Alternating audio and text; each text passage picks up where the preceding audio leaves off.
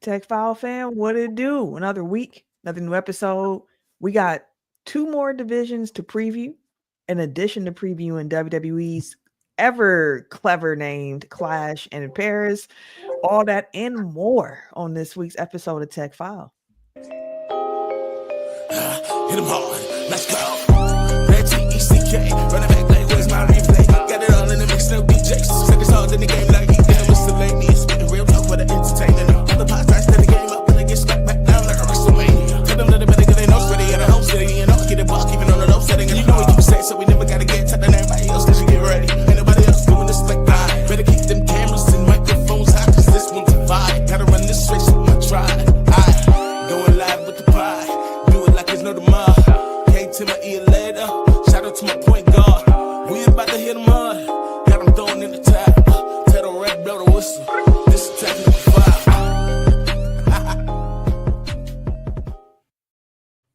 Welcome to episode 404 of Technical File, the sports podcast you never knew you needed. And it's your boy, Timkinz, the number 3, a.k.a. Ass Ketchum, a.k.a. Mr. Give It To Me. That's a little better this week. I'm sounding a little better, feeling a little bit better this week. I've been sick, bro. I've been out and out. Yeah, that's key context that the crowd doesn't have. I'm the Air J. Only known as The Air J. And I'm Camille, point guard of the crew, the real life Tifa Lockhart, the girl next door, holding it down for all the women who love sports. Not joining us this week is Kay Harris, the gentleman. The gentleman. He should be back in the fold next week. Tim, it's also very interesting that apparently when you feel better, you just growl. That's... Oh, yeah, everybody's like, oh, you can't do that with the mucus in your chest. You'd be like, oh, you got to get that out. So I'm feeling better. I'm happy. I had some songs I'll be trying to sing and shit. Can't hit those notes because the mucus there is blocking the pathway. So, you get excited. You get a little excited. You feeling stronger. You know what I'm saying? Oh, all right. There you have it, folks. Just in case y'all asking, this tea. The health update for Not you, Kermit the Frog over there sipping your tea. Some housekeeping before we get into the swing of things here. Make sure you follow us on our various social media platforms at Technical File, TECKNICALFOUL on Twitter, Instagram, TikTok, Blue Sky, Technical File Podcast on Facebook and YouTube. On the YouTube side of things, make sure you subscribe, like up the videos, hit that noti bell so you can be notified when we go live. We record the show live every Tuesday evening on our YouTube page. Release the show every Wednesday, so come join us. Be in the comments. Like we already got Dwayne in the comments. What up, though? What up, though? We got Shylan in the comments as well, who said what's good, team, and also added that Tim sound effects were diabolical, in which I agree, my good sir. I agree. Camille, every time you call it Twitter, I'm like, yes, because I'm not calling it X. Where it's like, I'm not calling it X ever, not even in a fire. Like, I still say Miller Park. Yeah. That one Center, is it Fiserv? Fiserv is Fiserv. It's Fiserv now. Fiserv is Fiserv. But at when you win the title, we can respect the. Mm-hmm. So Brewers, you want to call it AmFam, you know what to do. If they win a World Series in the American family, it's AmFam from here on out. It is what it is. It is what it is. Serial Sensei's with us as well. He said episode 404, but it ain't no error. We live. We live, baby. I wonder what's going on with dude. We live, baby. Anyways, you said what? No, I just laughed because I see Dan Rule randomly on TikTok from time to time, but I think he brought him back. Mr. Knick-Knack Paddywhack. Yeah, what yeah. Oh, baby, what you doing, baby? Oh, no, baby, what you doing? That's a nasty swiggle, baby. That's a nasty swiggle wiggle. When we were in Minneapolis, I was doing a nasty swiggle wiggle. All right, anyways, let's get into these divisional previews. You trying to do too much. Right, that's wiggle wiggle and take you out.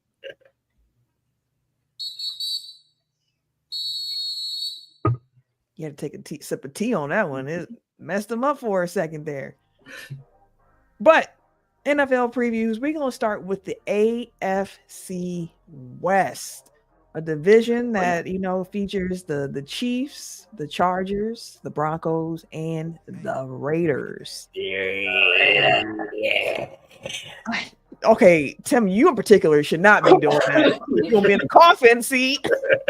I told you them be sitting right there. You don't need to be Raiders in at all. It's not. All right. You got real Vader time on me for a second. AFC West. That was Roadway, right? Road Warriors, yeah. All right. Tim said it's worth it. AFC West, a division that the Kansas City Chiefs have won 9 consecutive years. The Chiefs have 10 straight seasons of at least 10 wins. They have dominated this division for a while. And that's my big question for this division now when really thinking about it. Can any team dethrone the Chiefs at this point? That's my big question for the division. Do y'all have a big question for the division or a team in particular? Well, before we get to that, I just want to I feel like people have been trying to force the Chargers breakthrough for ever. It feels like is this the year Justin Herbert puts it together? Do they have it hasn't happened for them. That's not necessarily my big question, but if I had one about the Chargers specifically, it's why can't they get over the hump? What is it that's precluding them from seemingly reaching their potential, at least the potential that other people put on them? Yeah, I mean, last year they were a good team. Harbaugh came over there, they had a good year. Justin Herbert was looking great. He didn't have many turnovers throughout the season. And then they got to Houston that was able to pressure without bringing 4, bringing 5, and everything kind of folded. And then he threw 4 interceptions in that playoff game. So, it all kind of came crashing down on them last year in the playoffs. But this year, well, every year before that, there's always something. But that was last year's story. So the question is, it all comes crashing down. I said, did it hurt inside? Listen, I don't know what to make of the Chargers myself when trying to map them out, because they have made improvements, but the Chargers always charge. To your point, Eric. Yeah. Do they? I don't think they. I have to look it up. I wonder if they got a chip. Ever? Are the Chargers part of that? I think maybe 79 for some reason that's pointing out, but maybe they just made the Super Bowl that year. Chargers Super Bowl. As far as your question goes, Camille, is if the Chiefs don't run it back again, I'm assuming. I think this year may be the first time in a long time to get tested on. Truly tested. And the team, it wouldn't be the Chargers though, just to it'd be Denver in this case. Are you in agreement with Dwayne, who in the comments mentioned that Denver got the best chance in my opinion, but time will tell? Yes-ish, because that's also my question: is Bo Nix, going to carry that over? Because that's the key to that, honestly. The biggest thing with Denver is their defense. Yes, a defense phenomenal, damn near the best defense in the league, damn near. Arguably, yeah, for sure. Pushing Philly, they there. But that offense has different unproven pieces on it. So Bo came into his own towards the end of last year, cool, which and he got a real good connection with Cortland Sutton. Cool. Marvin Mims, spark plug, fast as shit. He's trying to make sure that he's gonna be the gadget player. They're gonna go get the sweeps. He's gonna get the quick tosses, the random screens. They're gonna utilize his speed the way they were using last year. Rookie running back, you got a good offensive line for sure. It's just you got to make sure that team is going to be contingent upon all those younger pieces keep progressing forward. So yes, they do have the best shot at dethroning them, but at the same time, like they could easily look like the Chargers too. Yeah, Dwayne added, they do got Evan Ingram now over there at tight end, which is going to help them for sure. And they added through the draft with the running back you mentioned, RJ Harvey, and they also drafted a receiver as well. So like if the Broncos offense can just be average with the way that their defense can play, like that could be enough. Like that's how good that defense is in Denver. And if Bo Nix can play like a mistake-free style of mistake-free style of football where he's not compromising his defense and putting them in bad positions too, like, yeah, they cold, but you also would like for your defense to be able to play in that aggressive brand that they do when they're able to get after, opposing quarterbacks. You don't want them in situations where the opposing offense has a short field all the time. Like, you want to make sure you're playing that complementary football. And if Denver can do that, they're going to be a problem. And I think that they'll be able to do that this season, which we talked about the defense, but who has the best offense in the division? Kansas City. Yeah. Kansas City. Like that's everybody else is unproven. It looks like the Chargers offense, you got Herbert, they got J.K. Dobbins in Denver too. So they got J.K. Dobbins and RJ Hampton. So that's two pretty decent backs if J.K. can stay up. But everybody else, like the Chargers, they got Ladd McConkey last year was a rookie, but he showed up. Johnston can't catch a ball still. Maybe this year. Maybe growth. They was on his ass during training camp. I was like, damn. They was like, he's still on the same shit. And I think he had one in the preseason where he was like wide open. Hey man, that's just preseason, man. We gonna talk about the regular season. We seen it during the regular season too. That was last year. We talking about this year. The year before. Like, come on now. But no, they have some things that they're trying to sort out over there. Mainly and Justin Herbert is the key behind that. Vegas, they got rookie running back. They got second-year tight end, third-year tight end. Quarterback is Geno Smith, so you got a decent quarterback. You do. He's gonna spread the ball around, gonna make sure Raiders offense might be real fun, low key. If the offensive line is bad though. Yeah, the offensive line been bad for a while. But they got fun pieces. Who? They got fun pieces. Like the skill players are fun in Las Vegas. But what's the name trying to lead now? They number one. Asked for a trade. Jacoby Meyer.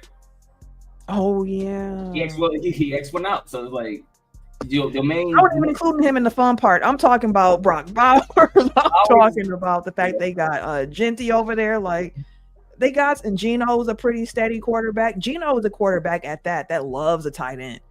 And they got two good ones. They got it. They got some good tight ends to play that 12 personnel in Vegas. So like Geno should eat. Yeah, but they said Michael Myers is looking pretty good this year too. Like they came back and got this shit together a little bit better. But I know he was pissed last year because Brock Bowers came in and getting the looks that he was looking for his rookie year. But it's different quarterbacks, different coaches. Vegas been going through different shit. So now he's in year number 3 with a third different quarterback.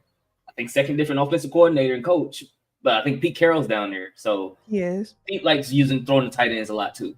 So he should have a pretty decent year. Like they should have some fun this year. They had some pieces, but getting rid of Christian Wilkinson on defense because of all of the stuff they had going on. Here's a question that you have to think about too, because Pete Carroll's over there, but Chip Kelly is also the offensive coordinator. It's like, do you believe in Chip Kelly?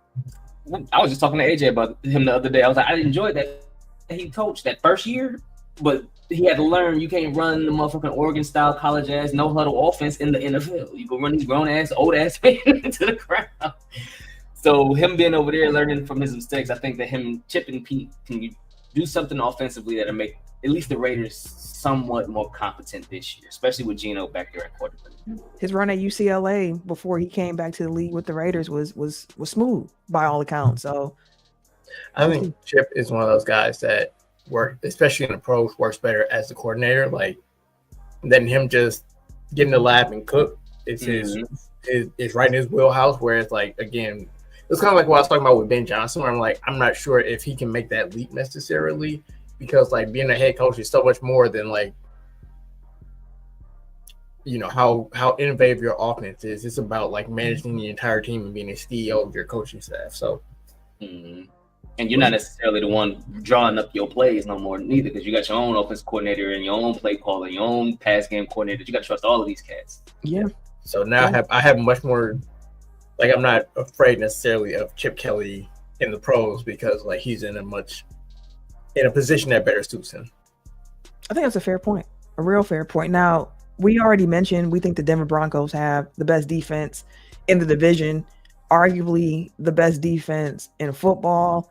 That's going to be the side of the ball again that I think really carries them this season. As long as that offense is all right, like they're going to be good. They're going to be really good.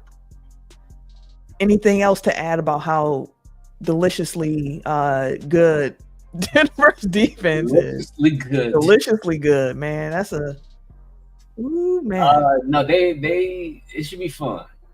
It should be fun. I trust that Gino won't turn the ball over, Shaolin. I trust that he's been pretty consistent at being a steady quarterback. Like, yeah, Shaolin made a comment for those on audio form that he does not trust Gino. How long does he have to do it for you to trust him? Like, he's been a pretty consistent, good quarterback for the last couple of years. At least like 4 now. Yeah, his Seattle run was good, which is why I was surprised when he got I was like, wait, what? Right, and then they picked up Sam Darnold, who had a hell of a year last year, but not buying into that. We're gonna get to that in a second, though. We are gonna get into that in a second. Well, I mean, we have to do a skit. We have to do a segment for online engagement. So, how does the engagement of Travis Kelce and Taylor Swift affect the Chiefs' chances this year? He's gonna have a chip on his shoulder, so that's why Kansas City got the best offense. Listen, congrats to Travis Kelce and Taylor Swift. Dwayne said, "I'm about to log out." He said, "I'm about to do this with y'all." Yeah, shout out to them, I guess. But I will say this about Travis Kelce: I do think for the Chiefs' offense, like Rice has to be that guy for them. Like, this is not an offense that can run through Kelce anymore. Like, they got to make sure that they fortify and get those other guys going, involved in the offense. And I mean, through the draft, they tried to address the offensive line a bit too. So Chiefs offense should be good, but Travis Kelce should not be a featured part of that offense anymore, in my opinion. But he will be. He definitely will be. He's gonna be a part of it for sure. He just shouldn't be the feature guy at this point, I don't think, anymore. But alas, predict the order of how the AFC West will shake out. 1, 2, 3, and then 4. Who you got? Ooh, okay. I believe I had. Let me scroll back up to it. I have Denver. You got it right. I have Kansas City first, only because stability. Like, truly, KC's always there. They've been in the Super Bowls. They've been in the AFC Championship. Like, until somebody knocks them off, KC. And second, I have even though we were just talking about, I got the Chargers. The strength of schedule for this division is weird because all 4 teams are like right either at the top of the middle of the pack. Like 11-12 is Kansas City and Chargers, and then 14 or 15-16 is like the other two, or 14-15. So like they're right there with each other. But I feel like Los Angeles and Denver. Los Angeles has a little bit more consistency with their offense at this point, even though both Denver and Kansas and Los Angeles offenses are kind of on par. Chargers' interior offensive line is terrible. I hear you, but you have a quarterback coming into his second year who can hit a sophomore slump, or he can. You froze because the internet went by what you were selling, fam. No, but Justin Herbert is Justin Herbert. You know what you're going to get out of Justin Herbert. You still don't necessarily know what you're going to get out of Bo yet. You know that after what we saw in the playoff from Justin Herbert, is that the real Justin Herbert? But you don't. throughout the regular season, you know what you're gonna get. Do we? He's I'm giving you a hard time. I know, but Justin is up there. We all know Justin Herbert is one of the better quarterbacks in the league.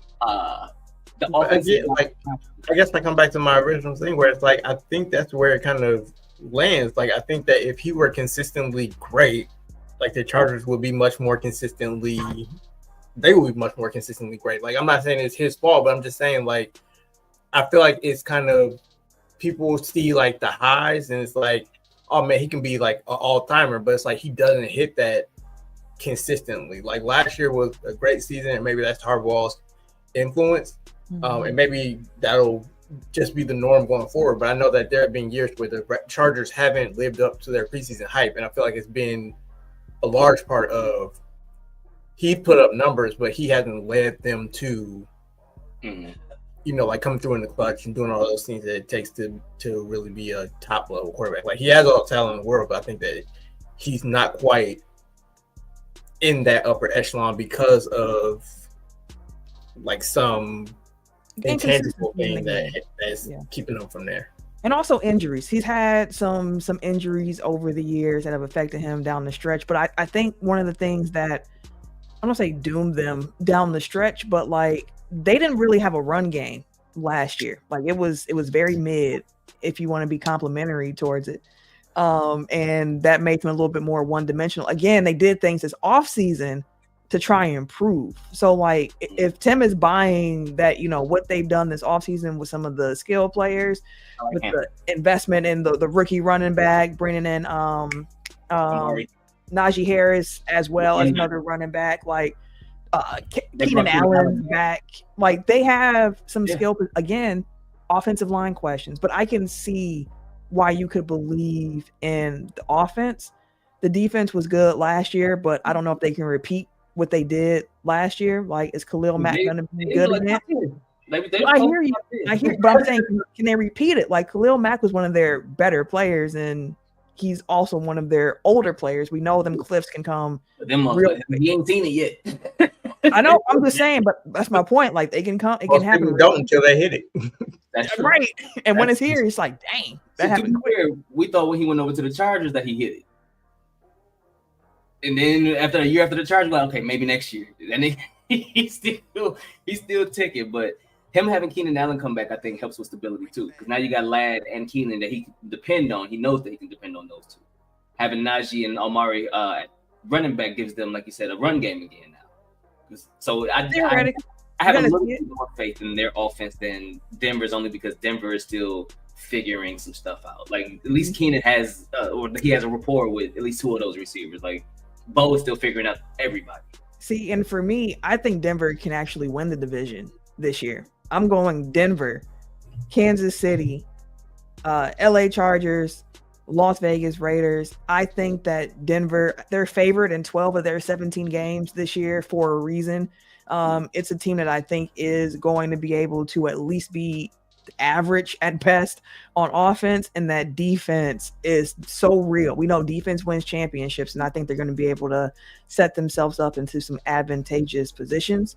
The Chiefs, man, they're still going to be fantastic. I think it's going to be one of those divisional battles that goes down to the last week, and you're like, who's going to get it? Who is going to get it? And then Denver sneaks it out there at the end. But yeah, I'm going Denver, Kansas City, Los Angeles, and then Las Vegas. Tim is going Kansas City, Los Angeles, Denver, and then Vegas.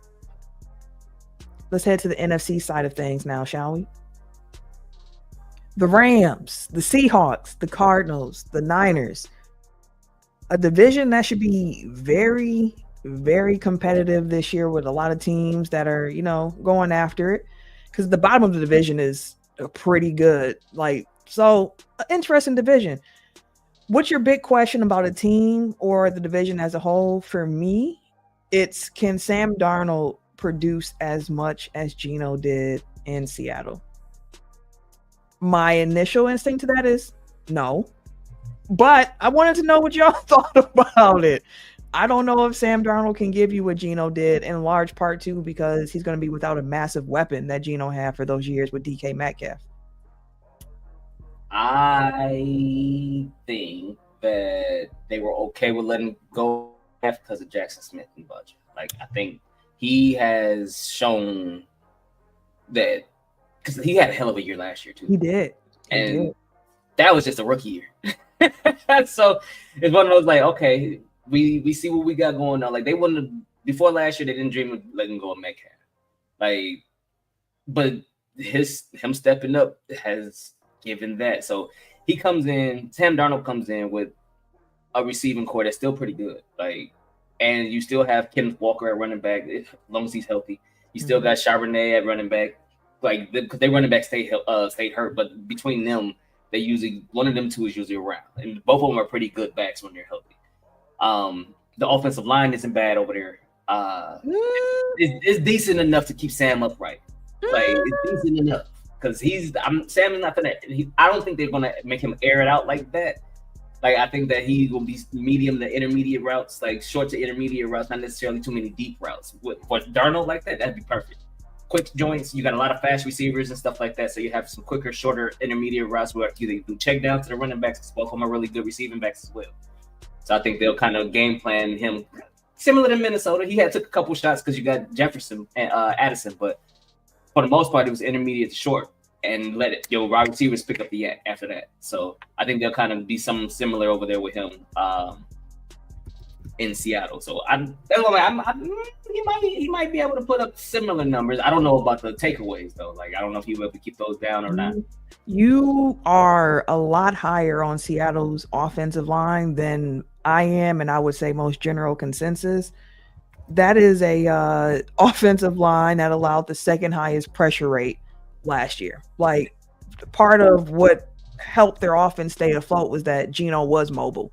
And he can get around and kind of escape when things broke down a bit. But, like, yeah, they used the first round draft pick on a lineman, but I don't think that's going to be enough to take them from a bottom third offensive line to a top third offensive line. And that's coming after Sam Darnold. His last few games in Minnesota weren't great because he was getting sacked like crazy in his last few games there. And it's like, now you're going to Seattle, we'll see how much better your situation improves. So for Seattle, I got questions about how effective that offense will be. Like, Jackson Smith, and like, he is cold. He is definitely a talent. But when you lose another star next to you too, and more defense is focusing on you, like, who else is gonna be able to make those plays for you? We'll see what Cooper Kupp is at. Yeah, we'll see. Coop did. I mean, they didn't necessarily lose. They did lose because Coop numbers have been going down the last 3 years. He's also been hurt, but. So you believe in Coop? Yeah, in his return. So if you do, a bit higher, but I don't know how much time Sam gonna have to get the ball to him. Yeah, they made a couple signings and dealings, but we'll see, because they did try to adjust the offensive line a little bit to make sure that they can give a little bit more time. Their defense, though, is what's going to guide them and has guided them for the most part. And that's where their bread and butter is going to be at. Like the offense, kind of, I won't say like Denver, but similar. Like your offense has to be good enough because your defense is going to cook. Their defense is cold, but can your offense kind of help you out to supplement? I got more faith in Denver's offense than I do in Seattle's. But Tim, what was your big question for a team or the division? Let's see. Can the Cardinals make it back to the playoffs with a healthy Kyler Murray? Kyler's finally like 100%. Well, as close to 100% as he can be at this point. And so a lot of the resurgence for the Cardinals is expecting, all right, last year, like Connor had the running back. Connor had a damn good year. Like, I don't know how that motherfucker he be the only one over there. He's been the only one in Arizona for a minute, and he keep cooking. That's a sign of a damn good back. But you have him now. You have Marvin Harrison Jr. in his second year. Kyler Murray over there. You still have Trey McBride over there now. So like the offensive line is decent. So you have enough, but their defense. He has a defense. Not necessarily like Cardinals is a top 10, top 20, but they're a good defense. They're good enough where the Cardinals should be able to make some noise, but a lot of it is going to be contingent upon that badass kid running around the backfield. It should be. I don't know. Arizona's always been an interestingly fun team to watch. Like when they're cooking, Arizona's always been like, okay, I can kind of like I can watch this brand of football. But when they bad, boy, they terrible. Ooh, they are bad. Yeah, they definitely can be. I think to your point about Kyler Murray, the injury, I did see that he mentioned that, all of last year, for most of last year, he had a knee injury. He was playing through. Like his numbers as a pure thrower weren't bad. But the rushing aspect to his game wasn't there. And he said, like, this year, expect me to be out here looking like a bad kid. I will be on the run. And the hope, too, was that him and Marvin Harrison Jr., like, that they get better chemistry because left a little bit to be desired last season with their output. Like, Marvin definitely had the flashes. He only had 2 games where he topped 100-plus receiving yards, and then he was held to fewer than 50 yards in 10 games. That cannot happen this upcoming year. Yeah, that can't happen this upcoming year if they really want this offense to get to the level that they want it to, because Marvin Harrison Jr. has been like a label as a generational talent. You can't have 10 games where you get fewer than 50 yards when you're generational. So, like, they're going to have to put that to paper. But if that can click with them offensively, They should be all right. They should be all right. I do wonder if his name was like Marvin Wallace. Like if you were coming with the same, if you have the same, like he could be generational. Like is it just because he got Listen, that name carry. That name carry a little bit for sure. Tim, you frozen? No, he's just staring. Yeah, just researching, doing something before I say something. Who has the best? Oh, go ahead. You have something to say real quick? Yes, I'm looking at. Well, no, actually, you can keep your push. Okay, all right. Best offense in the division between the Rams, the Seahawks, the Cardinals, and the Niners. Who you got? That's what I was researching. Well, while you're continuing to, extrapolate your thoughts.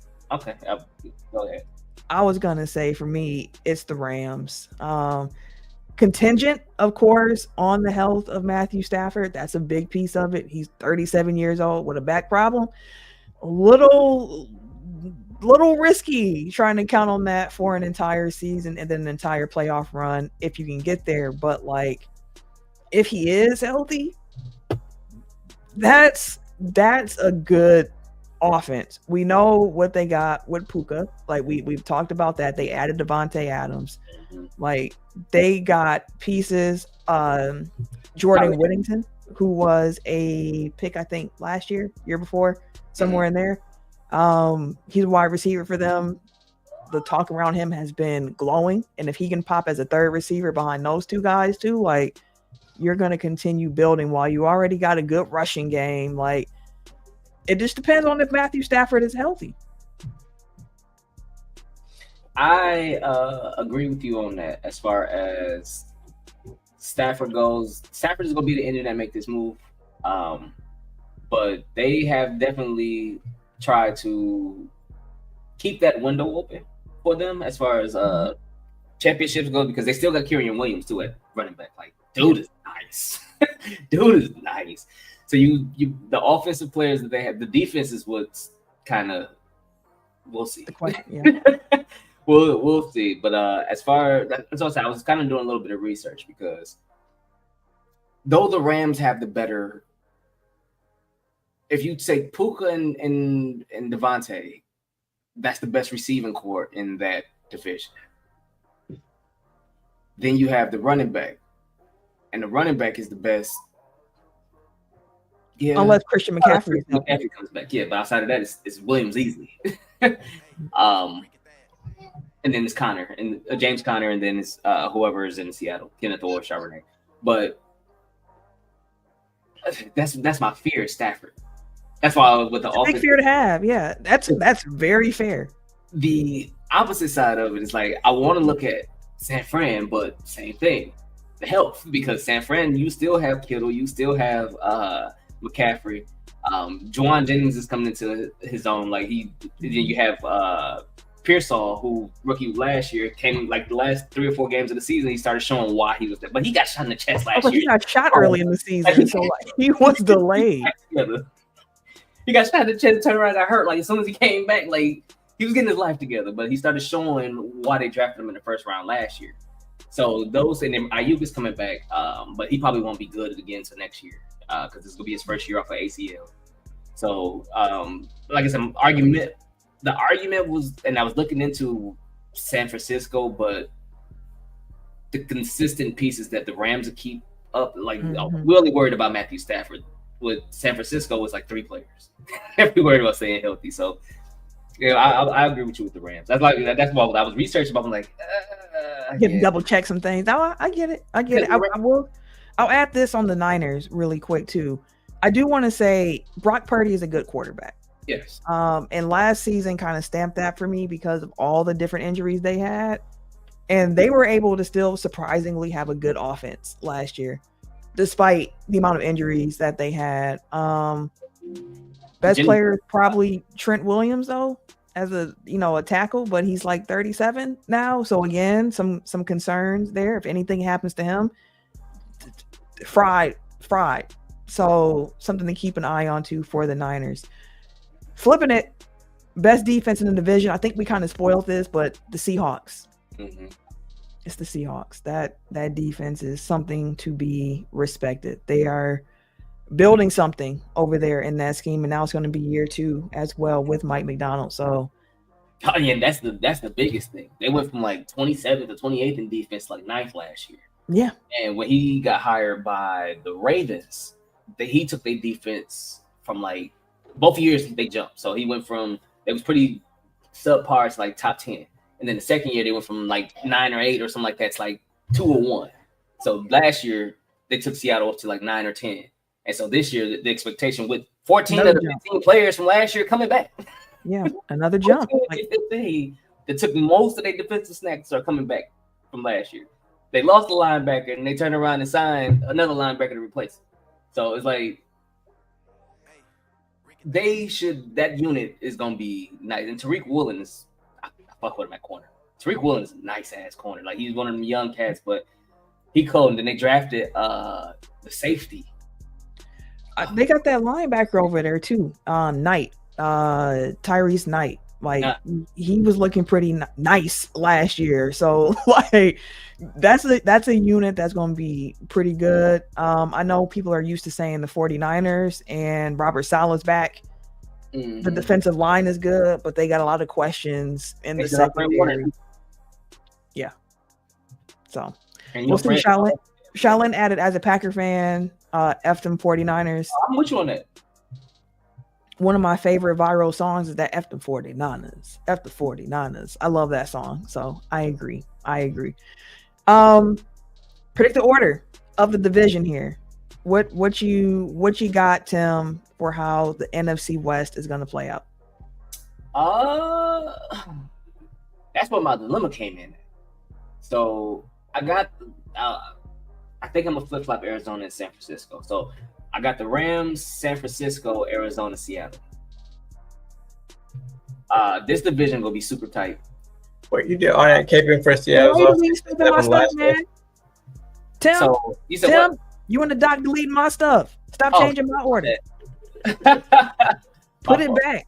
My bad. It's back. Oh no, I got it in the right order. My bad. I was looking at Camille shit. I got the Rams, San Francisco, Seattle, and Arizona. And I got the Rams, the Cardinals, the Niners, the Seahawks. This is a division I think is going to be really close. Top 3 teams, maybe even 4 if Seattle's offensive line is better than what is being expected of them.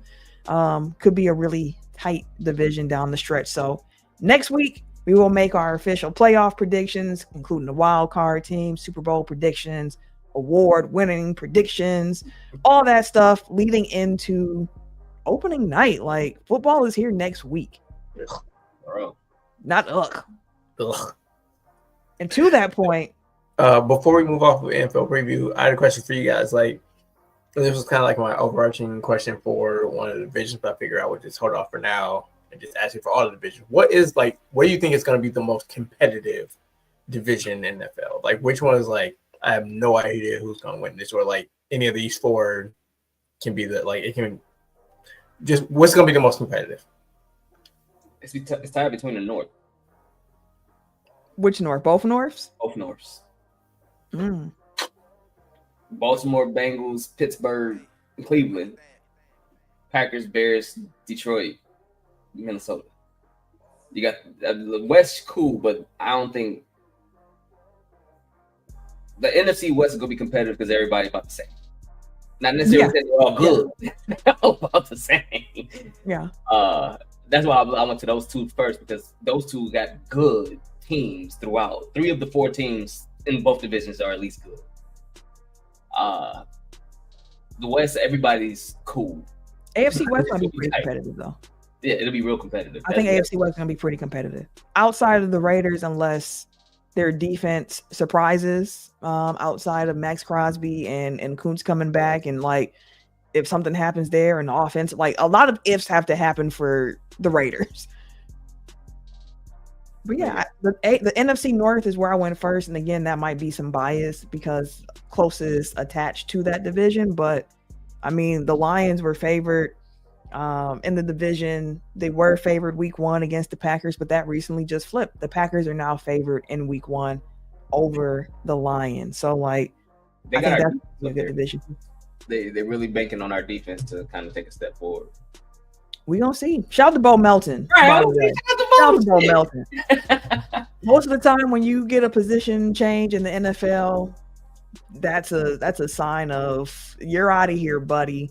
It's corporate speak for we ain't trying to fire you, but we're gonna find you. We'll move you somewhere else to see if you can work out. If we don't, my boy, hey. That's not the case. We were going to fire you, so you on thin ice. You better make this work. And he made it work. Not the case. Bo Melton made it work. He made it work. He's a value special teams player for the Packers. They wanted to try to find a way to give him a shot to make the roster. And hello, cornerback 4 for Bo Melton. That's crazy. One of our fast ones too. That's crazy. That's crazy. All right. Let's preview Clash in Paris. Are y'all looking forward to this PLE? The last one taking place on Peacock before the switch to ESPN's app thing that they got going on from here on out. So yeah, are you looking forward to it? And is there any particular match that you are most excited about? Sorry. No. I'm not looking forward to it. Like I just haven't been tapped in since SummerSlam. Like there hasn't been anything that's like, oh, I need to check on this storyline. Like I think the one if I had to pick one that I'm most looking forward to is probably like the Fatal 4-Way for the World Heavyweight Championship, just because that match has the most big names in it. But like I don't think this seems like kind of a chalk pay-per-view or PLE where it's like they're just starting like most of these stories. So like it's probably just kind of it's gonna be a storyline PLE. Move the chess piece one step ahead. You know what I mean? Like it's not gonna be there are no swerves. Like you don't have Money in the Bank floating out there anymore. Like there aren't any. I don't think there are any big returns in the offing. Like it seems perfunctory, if you will. It's a transitional pay-per-view or PLE. Yeah. A bridge. Especially since it's like we know how they are, where they try to hold off on like the big things when they're about to do something new. Like Netflix debut earlier this year, like they kind of saved up all their ammo and then threw so much into that. So like WrestlePalooza, which again, terrible name. I think that'll have a lot more star power. Like I'm assuming that's where we'll get Cena Brock, which gross, but still, like I think anything that's going to happen, anything big that's going to happen is going to happen at that, just to get or at least closer to that, just to get the kind of big rating spike for their first show. No, I agree with you, and I think part of why they felt like it would be kind of cool to have a card that's all right, a glorified house show outside of the Fatal 4-Way, which is a banger. Roman and Bronson should also be a banger, but I mean, you got Rusev and Sheamus too. If you just want to see a hard hitting match, like a literal banger of a match. Man. But I think what they're counting on too is that crowd, like that the crowd will push these matches a star or two better than what you would think of them if it was just a random Monday Night Raw where these shows or matches were taking place. Like we know how these international crowds get down. It's gonna be lit. Yeah, that's finna be nuts. Like, yeah, you're right. The crowd usually it's gonna boost them. It's like I'll never forget Backlash in France where the camera is shaking, and I was like, the PLE itself mid, but the crowd gave them like an extra point and a half in my rating. Puerto Rico too. But they had some good matches too down there though. I remember being more impressed with the card itself. That Bad Bunny match still alone. Shit, dog. That's still one of the colder entrances though. Like interest, like period. One of the coldest wrestling entrances is an international pop like superstar. Like that's Bad Bunny is that guy though. Like all respect for Bad Bunny. All right. Let's do some match predictions. It is a 5-match card at the point of this recording. Who knows what might happen with SmackDown? But right now, we're going to predict these matches. We're going to get Ken to drop his in too. We don't have him at the moment, but he will make his predictions. We ain't going to let him skate on that one. We need the record to be homework. Yeah, you ain't. You ain't. The record still has to be pristine, you know. But let's start with the heavy hitter here. The match we're all most looking forward to, the World Heavyweight Championship match, Seth Rollins versus LA Knight versus Jey Uso versus CM Punk. Who you got? Seth. Yeah.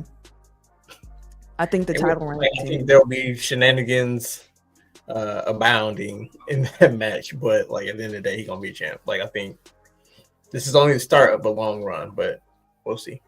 That's what I'm thinking of. Until the WrestlePalooza thing, I was like, oh, he'll probably carry this through like Rumble or somewhere around there. Then I was like, but then they be pivoting to satisfy stakeholders and shit.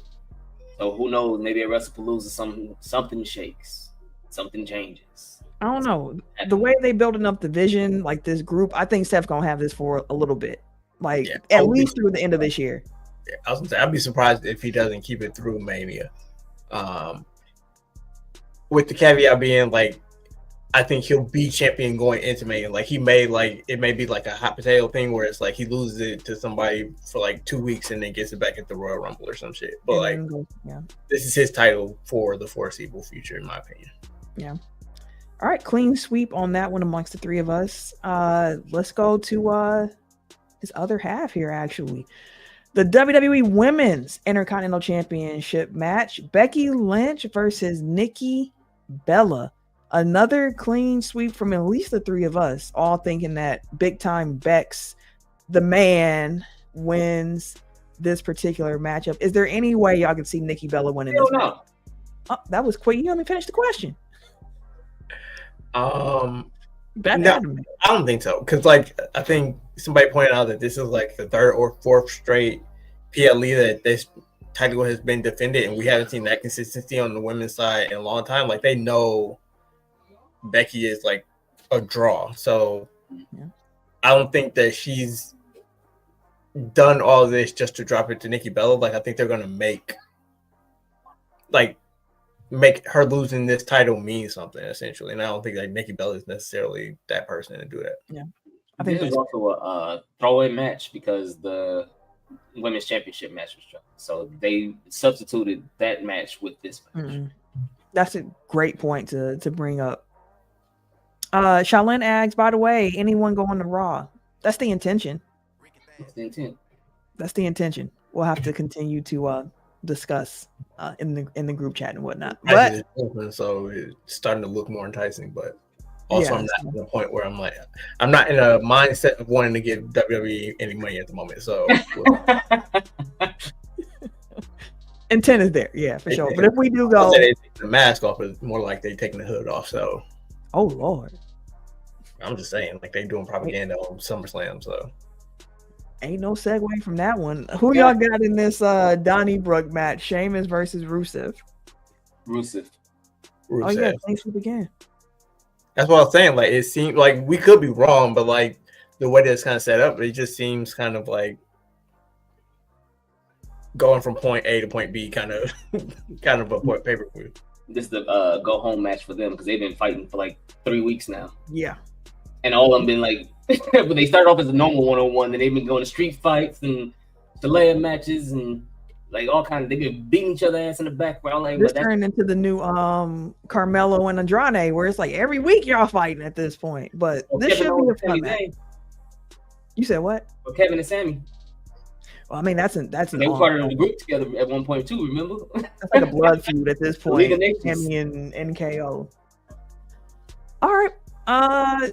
Logan Paul versus John Cena. We have a split in this one, the first one so far of the PLE. I think that Logan Paul defeats John Cena. These two are going Cena over Paul. I think I think part of Cena's run in his last year is also to put over some younger guys. Mm-hmm. And Logan Paul seems like one of those guys who he would do it for. He's spoken very complimentary of Logan Paul. And that part aside, I think that they can do it in a way that doesn't make John Cena look weak. I think that this is where Brock Lesnar comes back again, interferes, John Cena loses, and that sets up their WrestlePalooza matchup. But we ain't got 3 months of him terrorizing John. Give him one off. No, it's going to be quick, I think. The thing's going to be a quick few, get it over with. Again, I do agree with that. Like, I hadn't thought about that when I made my prediction, but yeah, I can see that easily being kind of like the setup. But I also haven't been watched. I don't think I've watched the second of SmackDown since SummerSlam. So have they acknowledged the Brock thing at all, or is it just kind of they've acknowledged it, but he ain't been back and ain't nothing happened. I think he's supposed to be there on Friday. I think he's supposed to come up on Friday, either this Friday or next Friday SmackDown. I seen the scheduled appearance. Okay, because I was just curious, like if they've been like, is it something like if they've mentioned it, then that makes it more likely that he shows up. But if they hadn't, actually, I think it's the opposite. If they hadn't, then it's just like, oh, surprised again. So I don't know. We're gonna see, but I think he shows up, and I think that's why Logan Paul wins, but also just a way for John Cena to kind of do a favor in his last year of putting the young guy on. Won't shut up about I'll be John Cena. Of course, in his retirement year. But I'm so humble, I ain't gonna say much about it. Yeah, I made that old fuck retire. Ain't his brother fight like boxing somebody that's actually talented soon? Tank. That's right. Yeah. All right, we gonna see how that one shake out for Jay. I'm all right, which I'm gonna go ahead and change my prediction to Logan Paul. Oh, okay. They've been advertising him for SmackDown in September, so if it's not good, it's probably Brock. So it'll probably be next week after the pay-per-view to address whatever the fuck happened on the PLE. So I'll go with Logan Paul. All right. Welcome. Well, I will change it too. So clean sweep. We'll see what Ken says about that, but right now another clean sweep, and we end with another clean sweep amongst the three of us in the Roman Reigns Bronson Reed match. We all think that Roman Reigns will win, and Tim said he's also taking his shoes back. Hell yeah, that's my shit, my boy. You done took 3 pairs. Like, what the fuck? I thought it was 2. You got to hey, listen, 2, 3 too many. No, 2 is too many. You ain't wrong about that. Yeah, you ain't wrong. No, that is just so stupid, but so good. Like just the whole tribal thief, the Shula Fowler, it's just really good. It's good shit. So it's be a good match. That's why there was kind of pause. I'm like, for me, where I was like Roman, like I didn't want to overthink it, so I just said Roman. But I'm also like, he can take a loss to Bronson Reed. Like we continue to kind of like shoe stealing. That's his gimmick basically at this point. So he kind of has to keep doing it. But yeah, I mean it's Roman Reigns, so again, don't overthink it. Yeah, you'll put on a good match. Roman kind of can't help it at this point. Yeah, and like you said, Camille, earlier, like they just got they're building the vision into a thing. So like having muscle of the win loss kind of. No, that makes some sense too, because it could be a situation where Braun helps Bronson out in this match too. He's gonna have the number advantage in this match. So maybe I change my answer before we get locked in on Sunday. We're gonna see. Before we move off wrestling, Shaolin asked, is there a wrestler that you want to see perform live that you haven't before? Does this mean like if I could do a time machine too and like go back and see someone who I just didn't have a chance to see, or just somebody now? Only person now will probably be. I don't want to see him in his current state though. I would have wanted to see Ricochet when he was in Lucha Underground. I'm surprised you didn't say Chad Gable unless you've already seen Chad Gable live. I've seen Chad. Okay. I actually think it's Braun Breaker. Like I want to see like exactly how fast, how like I want to see. I don't want to see him, but in the same vein, it's kind of like Brock Lesnar. Like these people that are like freakishly big, freakishly strong, freakishly fast. Like I want to see that in real life because I don't think that television is necessarily going to do them justice. Right. Yeah, Braun's a good one. One I probably never, but Kim would appreciate this. Kenny Omega. I think it would be fun just to see him actually wrestle in person. An all-time person, it would have been Shawn Michaels for me, or Kurt Angle, like one of my favorites who I just didn't have money when I was a kid to like go and see live. But probably, like Kurt Angle versus Shawn Michaels. I would, man, listen, that right there, that'd do it. I'd be happy. They got to be all-time. Like, not necessarily the wrestlers themselves, but I would have loved to see like a TLC match between the Hardys, the Dudleys, and Edge and Christian. Like just seeing that car crash in real life, probably would have been cool. I've been to a bunch of events in different pay-per-views. I've seen, for the most part, most of the wrestlers that I've wanted to see. I even seen Hulk Hogan on accident. That No Way Out when they was here back in like the O2 accident. But yeah, I've seen most of it. Even been like I've seen Ben Wall and all of them. Like I've seen pretty much Taz. You love bringing that motherfucker up on the show every week. Every time you get a chance to bring up Chris Benoit, he gonna do it. One of our favorites. I can't listen. My man's is up there. You ain't got to say it all the time, though. Yeah. You can just keep that one close to the heart. That's like saying R. Kelly, your favorite artist. We don't need to know. Some they do.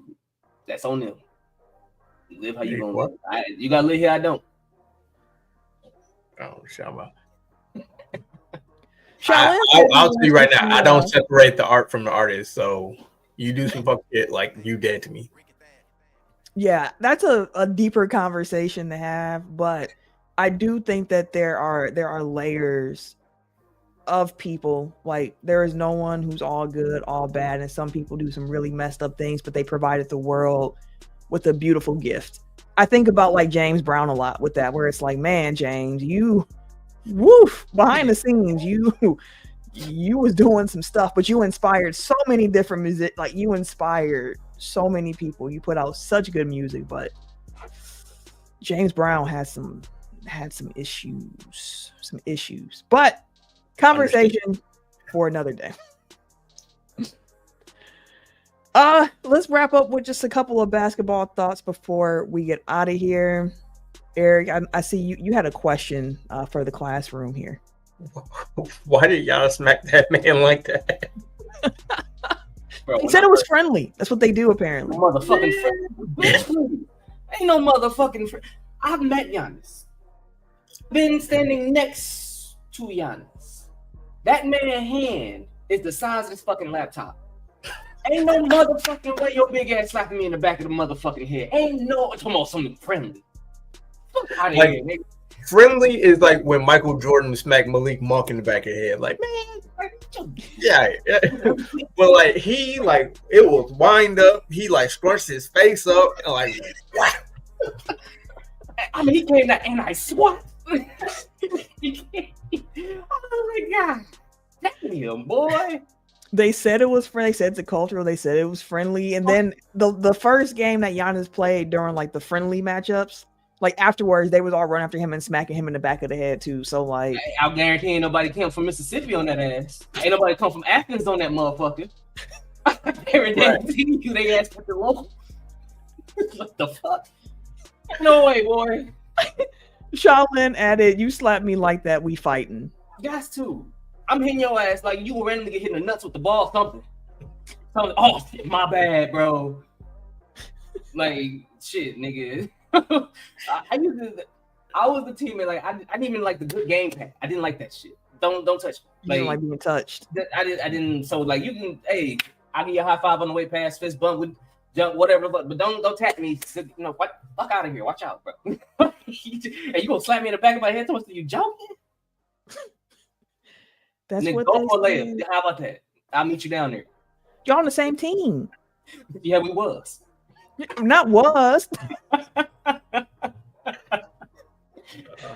Doing too goddamn much. I mean, with that being said, though, the reason that Giannis is even in position to smack his teammate is because EuroBasket is taking off. I think tomorrow, so Wednesday the 27th, is the actual first day of the competition. There are a lot of NBA players playing in EuroBasket because, as we know, the NBA is a global sport at this point. I mean, you got Luka, you got Jokic, you got Giannis, you got some heavy hitter, you got Kristaps Porzingis over there. Like, there are a lot of good players playing over there. Is Wemby not playing for France? He is not playing. No Wemby. Luka was that Luka injury scared me for a hot second. I was like, ooh, I was about to say I was like, you know, I ain't gonna get my heart attack today. Yeah. In that friendly game, yeah, because a teammate just falling into your leg, it's just kind of like Luke kind of threw him. So I think I watched that like 3 different angles from it. Luke got pushed and dude kind of fell into him at like the exact same time. And it was just, I was like, shit. And that is why NBA owners hate letting these dudes play in them games. And then the teammates just sitting there looking at him.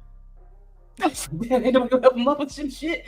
Like, damn, you ran into him, you looking at him like, damn, bro, like the Bucks didn't clear Giannis to play, and all of them, like they let him get what, like 1 friendly, maybe 2. Mm-hmm. 2. Yeah, like they played way more than that. So they sure did. Absolutely not. Insurance finally came through. Oh, okay. Right. Like, all right, go ahead, lace him up. Do y'all feel strongly about that? By the way, like, do you hate Giannis playing for Greece, or are you just kind of like, listen, that's something that he takes pride in, he enjoys it. Do what you do. Like, as a Bucks fan, I don't care. Like, he a grown ass man, can do whatever he want. I have reasons why, like, and we've talked about this before, like basically the way that Greece treated his family growing up, like to then do all these things for that country. It's kind of like that's his personal relationship with that, but from the outside looking in, I'm like, fuck him. But yeah, like as much as like, I don't think we had, especially as a fan, like I don't think that we have ownership over what he does in his free time. Like if his employer is cool with it, if it's something that he wants to do, then it's not my place, whether I support it or I'm against it, like to even have an opinion on it. Like I'm with you on that. I looked at it like I don't like Eric said it, like it's a prerogative, whatever he gonna do grown ass man shit like that. From a fan's perspective, though, I looked at it as, if you willing to do all of this for them, you ain't got no problem being here with us then, right? Like, okay, cool. So you don't go ahead and do you, my boy. You know, you got your insurance all laid out and shit. You willing to play for your country and shit. Like, you comfortable. Cool. Go do that. Because I could be wrong. I just felt like if he was in limbo, the way that the league keeps saying that, he would. Oh, you mean with the Bucks and like wanting out and all that stuff? Yes. Like, I feel like he would have been more so, let me preserve myself to make sure I'm good for the next team, whatever the case may be. But all that shit they've been talking about him not sure and shit, when they was like, oh yeah, it came through and he ready to play for Greece. I was like, oh shit, we straight. That's what I looked at it as. When I saw Giannis tweet out, does anyone else miss Woj? That's when I was kind of like, understood. Like, you don't have to say anything else. Yeah. Understood. Coming up with the shit, he ain't creating. Well, unless it's the draft. He wasn't Shams creating still ain't narrative. letting this go. Shams was on TV like a week or so ago, still like Talking about it. I'm like, Tom. Oh, where is the Jokic talk? He over there playing overseas, and he over there with his buddy Luka and shit like that. He still ain't got a contract. We heard the owner talk about the fact that if injuries happen, he's scared about the Jokic trade that's going to have to happen. And then Jokic said, I ain't signing no extension before this season. And there is no conversation around Jokic the way that there is around Giannis. And to be fair, Giannis put a little fuel on the fire with previous comments about how, he only wants to be where it's competitive and so on and so forth. Jokic, on the other hand, when the season over, you don't hear from him, so you don't know what he's really thinking. No, that motherfucker won. Did you see him celebrating his horse winning? Oh, of course, that's what he's trying to get back to. Like, this is a job for him. Like, he does not. Like, damn, I gotta go back to America to work. Oh, well, I guess I got to go back to work. He be having joy. Like, you see joy on Jokic when he's around the horse and shit, crying and shit for his damn horse. The nigga won the title. Jokic be treating NBA games like Mondays. Am I right? Like, yeah, I'm here again. But y'all smiling for the work ain't supposed to be happy. That's how he be operating, bro. He be mad as a bitch at work. Man, you gonna that motherfucker be a treat. Serial Sensei said Joker treat the NBA like he work at Target. He do, or Valvoline or Walmart or some shit. And let me say, as somebody who worked at Target before, there are certain parts of that would like, whoo. Yeah. I think everybody should have to work in retail or customer service at least once in their life. It teaches you some things. The way that some of y'all be leaving the clothing departments in these stores, the shoes department, have some shame. Put stuff back where you found it. Y'all be just throwing stuff. I would come back to my box of like I forget what it's called, restock or something like that. And you would, if you had that section, you had to go and find where everything is supposed to hang up at. When I had men and shoes or just women's was by itself. Women's was its own alone. And then you had men and shoes for your soft areas. And then it was kids. Women's would drive me crazy. Ooh. I'm still traumatized, clearly, because we didn't need to talk about this. Anyways, the last thing I did want to talk about is the fact that NBA 2K26 drops this Friday if you have the early release. And I am mad excited. You can't tell probably from the tone of my voice, but trust me, I am so excited. This is not sarcasm. I am really excited. Yeah, I'm anticipating. You talking like Jokic in training camp right now. Like, the game is coming. The season will be here. I will be happy. I will win chips and go back to my courses. I'm very excited to be here. Overjoyed. It will be a good time. I'm so excited. Woo! Ow. No, it should be a good time. Like, for real. It looks nice. It looks like it's gonna be fun for sure. It'll be interesting this season. It looks like. Are there any new remixed, updated? That's what it looks like. That was gonna be my question. Are there any new like game modes, any new bells and whistles that you guys are like? Well, they do the city reveal tomorrow, so there might be something in that. But you can use WNBA players in my team now, which is kind of cool. So you can have men and women playing together in my team. I just feel like that's gonna be an excuse for incels to like file women like on the court, like just get there. Anyway, sorry. Go ahead. Like I saw someone in the community playing. It was twos, and it was Cheryl Swoops and Jokic up against like Wemby, and I forget who it was, but I was like, dang, that's kind of cold. So that's kind of fun. But yeah, it's like probably the biggest new thing. They got the My Era stuff still in My NBA or My GM. They made changes to that mode to improve. Yeah, I think you could put your My Player now in the historical teams, so you can play with all the DNA of your My Player to put into any mode. Mm-hmm. So that's kind of cool too if you wanted to do that. But yeah, it's 2K. That was the big one that I seen. I was like, I was talking to AJ about it. I was like, there's a playoff mode online where you could just start a whole playoff thing, invite 16 other people, your friends, and all y'all could just run through the playoffs. I was like, oh, that's kind of dope. Like at any point in time, I was like, that would have been cool for our group like 10 years ago. Our 2K team is like 4 people. like maybe 3 years ago, that'd have been even fire. Yeah, that's a fact. That's a fact. Charlene said he's excited for the My Player story. Spike Lee always does a good job. Yeah, so one last thing I'll say, we can get out of here. I said a goal for myself this year.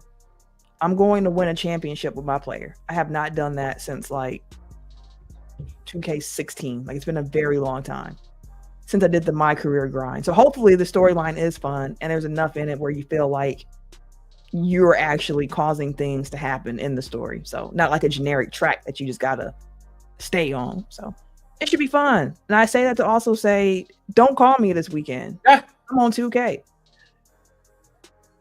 Except for so I'll say this, except for Saturday, I will be with my family on Saturday. I hope they understand how much I love them because I generally do not leave my house 2K weekend.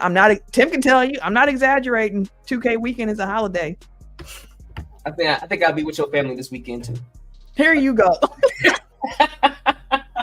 Come on, say hi. You better make sure that cough ain't I ain't been around nobody. I done had a family reunion this past weekend. My mom was like, "Come down." I'm not coming to the family reunion. I was worse on Saturday. I was like, I got so many elders and stuff. I'm not coming. I would love to, but I'm looking out for everybody else, bro. I'm not gonna just spread all of my shit all over the city. A smart man. We appreciate you keeping the germs to yourself. But for everybody listening out there, we appreciate y'all for rocking with us another week. Make sure that if you have not yet already, that you're following the pod on social media, that you're liking the videos up on YouTube. If you haven't done that and you in the stream right now, hit that like button. We appreciate you for coming through, being part of the show live. Drop those comments. All those free things help with the algorithm. So make sure you're following us at Technical File, TECKNICALFOUL on Twitter, Instagram, TikTok. Technical File Podcast on Facebook and YouTube, also at Technical File on Blue Sky as well. And if you would like to follow me personally, you can catch me. Wait a minute.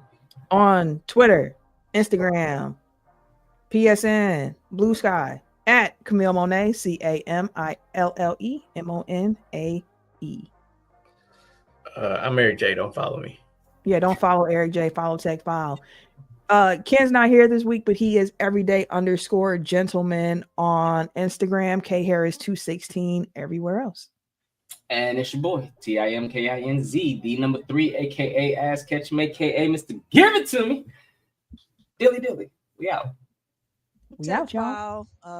Yeah. Enjoy y'all Labor Day too, by the way. Happy holiday. For sure. Hit him hard. Let's go. Red TECK.